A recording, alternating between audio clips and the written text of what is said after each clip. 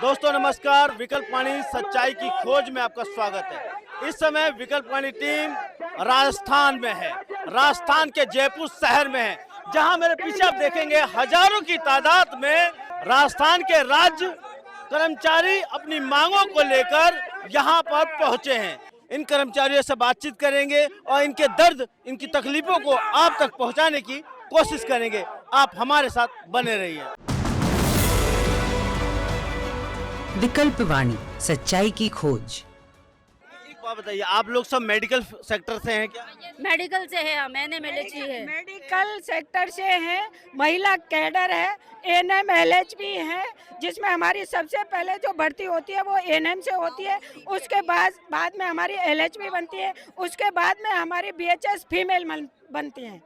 ज्यादातर लोग पक्के हैं या सब कॉन्ट्रैक्ट पे? ज्यादातर लोग हम पक्के हैं, मेडिकल डिपार्टमेंट की रीढ़ की हड्डी है। अगर हम नहीं हो ना तो चिकित्सा विभाग एक भी उपलब्धि हासिल नहीं कर सकता, क्योंकि जमीन से हम लोग जुड़े हुए हैं। आज कंपाउंडर हैं, वो मेडिकल की ड्यूटी करते हैं 6-6 घंटे की, हमारी ड्यूटी 24 घंटे आती है। हमारे ऊपर कम से कम 15 तरह के तो ऐप ठोक रखे हैं लोगों ने। ऐप क्या होता है? मोबाइल ऐप डाउनलोड करो, हर चीज उसमें डालो। अब आप ही बताओ, इसकी ऐप की एनसीडी का कार्य करो, उसके अलावा पीसीटीएस का करो, आरोग्य का करो, पता नहीं इतना कभी पर्चियां चढ़ाओ। तो उसके अलावा झाड़ू भी ना हमारे पास 4th क्लास की कोई पोस्ट है, ना हमारे से कोई हमें कोई सीनियर्स की कोई हमें पोस्ट देते हैं। सिर्फ एक अकेली 12,000 की जनसंख्या, बताओ फील्ड में करेगी। इधर से हम ओपीडी भी करते हैं, ओपीडी भी हम देखते हैं। इधर से अंतरा के जितने साधन हो वो भी हम देते हैं।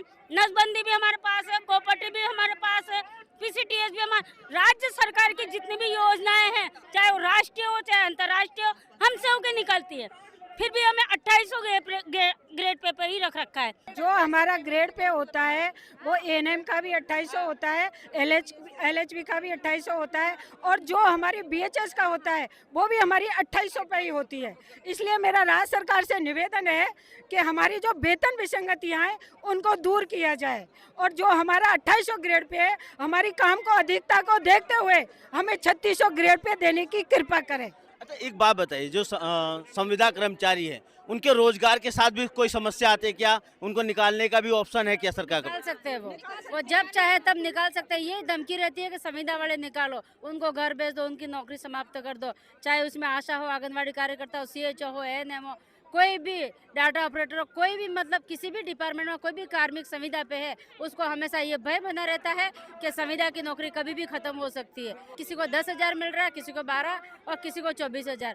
आज की इस महंगाई के ज़माने में इतने पैसों में किसी का गुजारा नहीं होता है। समान क्वालिफिकेशन, समान ट्रेनिंग है, समान एजुकेशन है, समान कार्य है, तो समान वेतन होना चाहिए। संविदा पड़ता है एक कैंसर की बीमारी जैसी है, उसको सिरे से बंद होना चाहिए। 5-5, 10-10 साल हमारी बहनों ने अगर कॉन्ट्रैक्ट पे नौकरी कर ली और फिर अगर वो परमानेंट सर्विस में आती है तो फिर भी उनको प्रोविजन पीरियड क्यों दिया जाता है? क्योंकि उन्होंने तो पहले से 6 साल नौकरी में धक्के खा लिए हैं, तो उसको सीधा क्यों ना परमानेंट कर दिया जाए?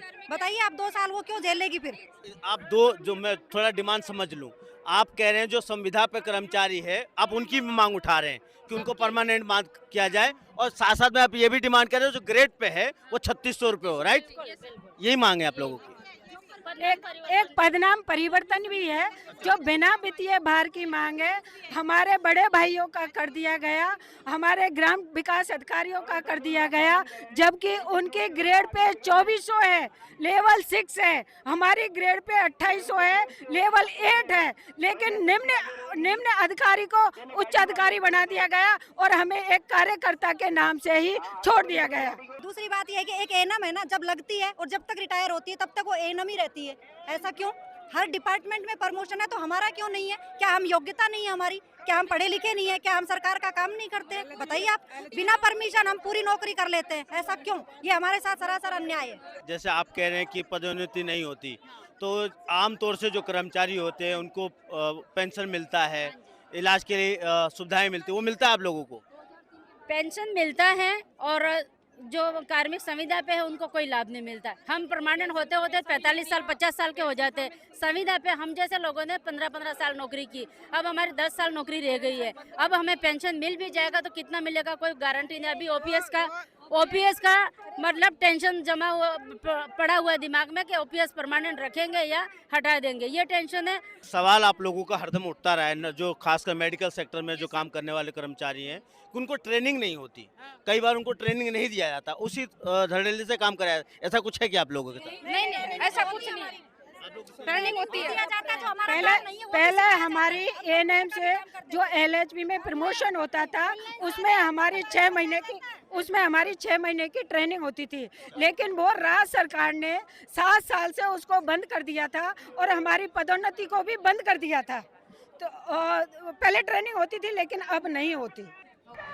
दोस्तों, अभी आप लोगों ने राजस्थान के अंदर काम करने वाली मेडिकल सेक्टर के महिलाओं की नर्सिंग के तहत काम करने वाली लीडरों की बातों को सुना। ये नर्सें और अन्य मेडिकल के श्रमिक 24 घंटे और 7 दिन राजस्थान की जनता की जीवन की सुरक्षा करते हैं, उनका इलाज करते हैं। इन श्रमिकों की मांग प्रमोशन, वेतन की बढ़ोतरी, नियमितीकरण और रोजगार की सुरक्षा की मांग जायज है, मगर राजस्थान सरकार इनके जीवन की सुरक्षा नहीं कर रही है, इनकी मांगों को अनसुना कर रही है। क्या आपको लगता है इनकी मांग जायज है? क्या आपको लगता है राज्य सरकार को इनकी मांग पूरी करनी चाहिए? कमेंट कीजिए और देखते रहिए विकल्प वाणी, सच्चाई की खोज।